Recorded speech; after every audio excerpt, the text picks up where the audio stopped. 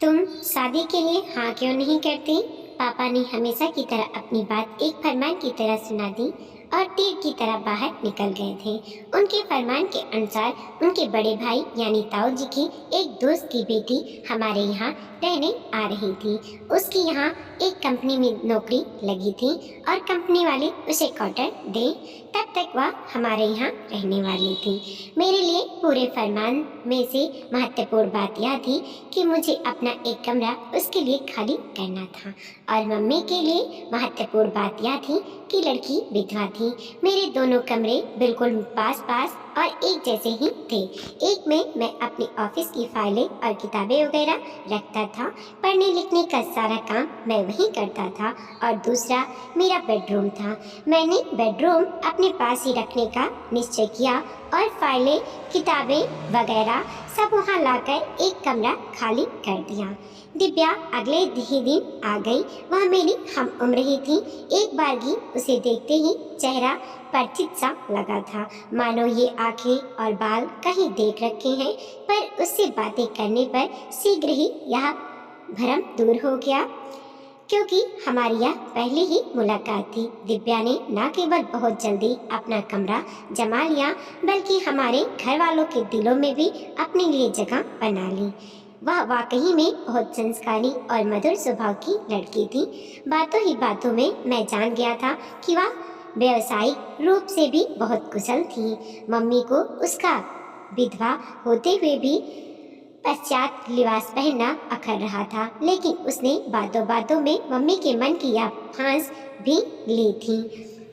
दिव्या ने बताया कि पहले वह साड़ी और सूट ही पहनती थी, पर उनके साथ बिंदी चूड़ी का अभाव तुरंत ही उसकी विधवा होने का प्रमाण प्रस्तुत कर जाता, और न चाहते हुए भी उसे लोगों की आंखों में अपने लिए सहानुभूति और बेचारगी के भाव देखने पड़ते थे, जो उसे जैसी स्वाभिमानी युक्ति को कतई गवारा नहीं था। इसलिए उसने पश्चात परिधान पहनने आरंभ कर दिए थे। कम उम्र में इतने बड़े अनुभव से उसे जिंदगी की कई छोटे बड़े सबक सिखाकर परिपक्व बना दिया था। हम उसकी भावनाएं समझते थे, इसलिए घर में कोई भी उसके व्यक्तिगत के घाव नहीं कुरेदता था। उसे सम्मान देते देते मैं शायद मन ही मन कहीं उसे चाहने भी लगा था। मम्मी और दिव्या की नजरें ये चाहत के भाव पढ़ चुकी थी, और इससे अपनी असहमति भी वो समय समय पर जाहिर कर देती। मसलन दिव्या की मौजूदगी में ही मम्मी मेरी शादी का जिक्र छेड़ देती थी। अब तो घर में बहू आ जानी चाहिए, हमारे पास नामी गिरामी घरानों से रिश्ते आ रहे हैं, बेटी तू ही इसे समझा कि समय रहते उनमें से कई चुन ले, और हाँ तेरी जान पहचान में कोई करण के लायक हो तो हमें जरूर बताना। दिव्या एक कटु सत्य से परिचित थी कि घर की मालकिन की नजरों में वह कितनी भी अच्छी क्यों न हो, मगर उसका वैधव्य उसके सर पर ऐसा बदनुमा दाग है कि वो उसे कभी इस घर की बहू स्वीकार नहीं करेंगी। इसलिए वह हमेशा मर्यादा की सीमा रेखा में ही बनी रहती थी। मैं चाहकर भी उस सीमा रेखा को लांघने का साहस नहीं कर पाता था। उस दिन मैं ऑफिस के लिए निकलने को ही था कि अचानक तेज बारिश शुरू हो गई। मैं छाता लेने वापस कमरे की ओर गया तो ध्यान बरबस ही दिव्या के कमरे की ओर चला गया। वह ऑफिस निकल चुकी थी और बालकनी में सुखाए उसके कपड़े भीग रहे थे। हम दोनों भले ही कितना भी घुल मिल गए थे, पर एक दूसरे के कमरे में नहीं जाते थे। मेरे पाँव अनायास ही उसके कमरे से होते हुए उसकी बालकनी में पहुंच गए। मैंने फटाफट सारे कपड़े उठा लिए और उसके कमरे में लाकर फैलाने लगा। इस उपक्रम में तकिया हटाया तो उसके नीचे दबे कुछ पन्ने स्वयं ही फड़फड़ा कर उड़ने लगे। उन्हें झुककर उठाने लगा तो लगा बिजली के नंगे तार से छू गया हूँ। पास रखी कुर्सी पकड़ ना ली होती तो गिर ही जाता। वो खत थे, मेरे अपने हाथों से लिखे गए खत। ये खत इस लड़की के पास कहाँ से आए? ये तो मुझसे विक्रम ने लिखवाए थे अपनी मंगेतर के लिए। अपनी मंगेतर मतलब? मतलब दिव्या विक्रम की विधवा है? विक्रम? मतलब विक्रम अब इस दुनिया में नहीं है? Oh no! मैंने कांपते हाथों से खत वापस तकिए के नीचे दबा दिए। मैं अपने चकराते सिर को थामे बाहर आया था। घर से ऑफिस तक के रास्ते में विगत का घटनाक्रम तेजी से मेरी आंखों के सम्मुख सिनेमाई रील की भांति घूमता रहा। विक्रम और मैं कॉलेज में अच्छे दोस्त थे। मैं पढ़ाई में बहुत अच्छा था और वह काम चलाऊ नंबरों से पास हो जाता था। अंतिम वर्ष की पढ़ाई खत्म होने को थी, तभी उसका रिश्ता कहीं पक्का हो गया था। इतनी भी क्या जल्दी है यार? मैंने उसे छेड़ा था। लड़के के माता पिता नहीं हैं और मामा जल्दी शादी कर निपटाना चाहते हैं, विक्रम ने स्पष्ट किया था। वैसे इतना तो मैंने भी मन ही मन में अनुमान लगा लिया था कि कोई मजबूरी में ही यह रिश्ता तय हुआ होगा, क्योंकि विक्रम की तो अभी नौकरी भी नहीं लगी थी, जबकि मेरा कैंपस इंटरव्यू में चयन हो गया था। एक दिन विक्रम थोड़ा मायूस सा मेरे पास आया था। उसे अपनी मंगेतर को प्रभावित करने के लिए एक खूबसूरत सा प्रेम पत्र लिखना था। इसकी क्या जरूरत आन पड़ी? मैंने फिर से उसे छेड़ा था। लड़की अच्छी पढ़ी लिखी और सुंदर है, नौकरी भी लग गई है। यार मुझ में बहुत कॉम्प्लेक्स आ रहा है, कुछ तो मुझ में भी हो जिससे वह मेरी ओर खींचे। उसकी तारीफ में सिंगार और प्रेम रस से परिपूर्ण एक तड़कता भड़कता सा खत लिख डाल, जिसे पढ़ते ही वह मेरे प्रेम सागर में गोते लगाने लगे। मैंने तो उसे देखा तक नहीं है और वैसे भी यह काम तुझे ही करना चाहिए। मैंने सफाई से हाथ छाड़ने चाहे थे, लेकिन विक्रम इतनी आसानी से मुझे छोड़ने वाला नहीं था।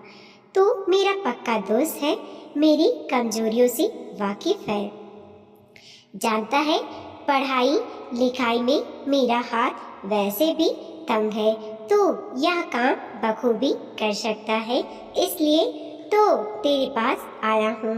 रही बात उसे देखने की, तो मैंने देखा, मतलब तूने भी देख लिया। मैं तुझे बताऊंगा उसकी आंखें, बाल कितने सुंदर हैं। तू बस उस वर्णन को कविता की लड़ियों में पिरोते जाना। क्या तू नहीं चाहता कि तेरे दोस्त की भी कोई इमेज बने? विक्रम इमोशनल ब्लैकमेलिंग पर उतर आया तो मैंने घुटने टेक दिए थे। उसके बताए वर्णन के अनुसार एक भावपूर्ण प्रेम रस से भरा खत लिखकर उसे दे दिया था। इसे कम से कम अपनी हस्तलेख में तो उतार लेना। मेरा क्या दिमाग खराब है जो इतने मोती जैसे अक्षरों को ठुकराकर अपनी मक्खी की टांग जैसी राइटिंग मैं खत में भेजूंगा। विक्रम ने खत समेटते हुए अपनी जेब में डाल लिया था। अबे तू मरवाएगा यारा, कभी पकड़ा गया तो तेरे साथ मैं भी लपेटे में आ जाऊंगा। कुछ नहीं होगा, और वैसे भी दोस्ती के लिए थोड़ा पिटना भी पड़े तो क्या है। वह हंसता हुआ खत लेकर रफू चक्कर हो गया था, पर थोड़े ही दिनों बाद फिर हाजिर था अगला खत लिखवाने की गुजारिश लेकर। मैं साफ मुकर गया था, पर उसके तर्क बड़े अजीब थे। एक खत ने ही जादू कर दिया था उस पर। देख क्या जवाब आया है। उसने होने वाली बीवी का खत मेरे सामने खोलकर रख दिया था, पर मैंने तुरंत नजरें घुमा ली थी। प्लीज यार, मैं यह सब नहीं कर सकता। अच्छा इसे मत पढ़, मैं तुझे ऐसे ही बता देता हूँ। उसने लिखा है कि वह सच बोलना पसंद करती है, और सच यह है कि अभी तक मुझे लेकर उसके दिल में कोई कोमल भावना नहीं थी, पर अब यह खत पढ़ने के बाद उसके दिल में मेरे प्रति प्यार अंगड़ाइयाँ लेने लगा है। उन मोती जैसे अक्षरों में छिपे मेरे दिल के उद्गारों ने उसे अभिभूत कर दिया है। वह पत्र लेखन की इस श्रृंखला को जारी रखना चाहती है। वह देर तक हाथ जोड़े मेरी चिरौरी करता रहा। मैं उसकी गृहस्थी बसाने से पहले ही ना उजाड़ने ऐसी मिन्नतें करता रहा। मजबूरन मुझे फिर उसके लिए पत्र लिखना पड़ा। 4-5 पत्र मजबूरन लिखते हुए मुझे महसूस होने लगा कि अब मैं खुद ही इसमें रुचि लेने लगा हूँ। हर खत के जवाब की शायद उससे ज़्यादा मैं उत्कंठा से प्रतीक्षा करने लगा हूँ। मेरी कल्पना में मेरी कविता साकार होने लगी थी और मैं भाव में डूबता उतराता उसके लिए लिखता चला जाता था। 25 पत्रों की वह श्रृंखला विक्रम के विवाह के साथ ही थमी थी। कई दिनों तक तो मुझे बहुत खालीपन महसूस होता रहा था। मैंने भी नई नई नौकरी ज्वाइन की थी, इसीलिए उसकी शादी में भी नहीं जा पाया और फिर विक्रम ही दूसरे शहर नौकरी करने चला गया था।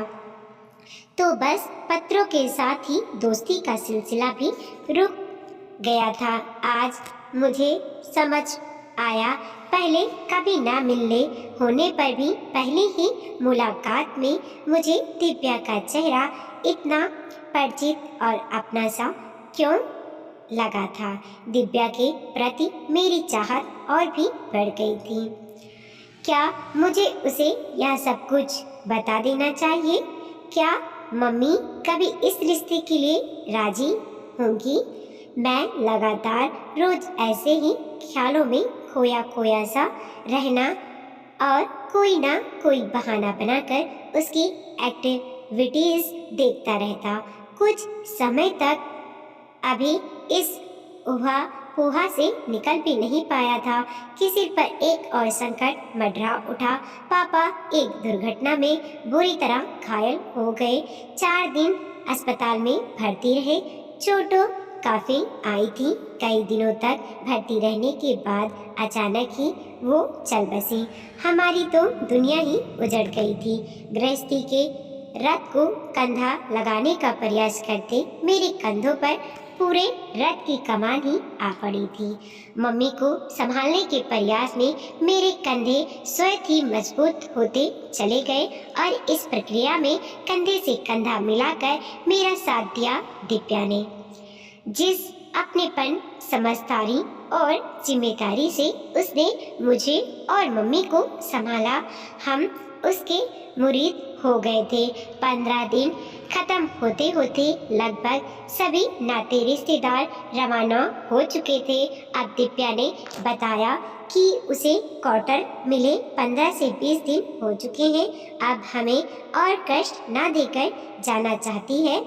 यह सुनकर मम्मी ने से रहा नहीं गया। वो उसे वहीं रोक जाने की मिन्नतें करने लगी। मैं भी करतार नजरों से उसे ही ताक रहा था। दिव्या को पिघलना पड़ा। वह कुछ दिन और रुकने को तैयार हो गई। वक्त के साथ वैधव्य को लेकर मम्मी की धारणा बदलती चली गई। दिव्या हर वक्त चट्टान की तरह उनके साथ बनी रहकर उनका मनोबल बनाए रखती। मम्मी का फिर से मुझ पर शादी के लिए दबाव बढ़ाने लगा था। हाँ, उसके सुर अवश्य कुछ बदल गए थे। तो जिस लड़की को चाहता है उसी से ब्याह कर ले, पर शीघ्र ही कर ले। मैं अब ज़्यादा दिन तक जिंदा नहीं रह सकूंगी। एक दिन मौका पाकर दिव्या ने भी मेरी क्लास ले ली। तुम शादी के लिए हाँ क्यों नहीं करती? आंटी बेचारी की कब से इच्छा है। ऐसे बिना जाने पहचाने कैसे किसी के साथ जीवन भर के लिए बांधा जा सकता है? मुझे तो विवाह की यह रीत ही समझ नहीं आती। देखने सुनने में जितना अजीब लगता है, असल में वैसा नहीं है। मेरे साथ भी ऐसा ही हुआ था। जब विक्रम से रिश्ता तय हुआ, मैं उसके बारे में कुछ भी नहीं जानती थी। तुम्हारी तरह ही सोचती थी कि कैसे एक अनजान इंसान के साथ पूरी जिंदगी काटूंगी। फिर पता है क्या हुआ? हमारे बीच खतों का कुछ ऐसा सिलसिला चल निकला कि बिना मिले ही हम एक दूसरे को इतना समझने चाहने लगे जैसे पिछले कई जन्मों से एक दूसरे को जानते हों। सच, उसके खत इतने भावपूर्ण और उन्मादी होते थे कि पढ़कर एक नशा सा छाने लगता था। शादी के बाद मैंने एक दो बार उसे छेड़ा भी कि अब वह वैसे रसपूर्ण खत नहीं लिखता। तुम सामने तो हो, किसे लिखूं, यह तुनक कर बोलता था। अच्छा, वैसे मीठी बातें बोल ही दिया करो। तुम्हें मेरा प्यार पर भरोसा नहीं है दिव्या?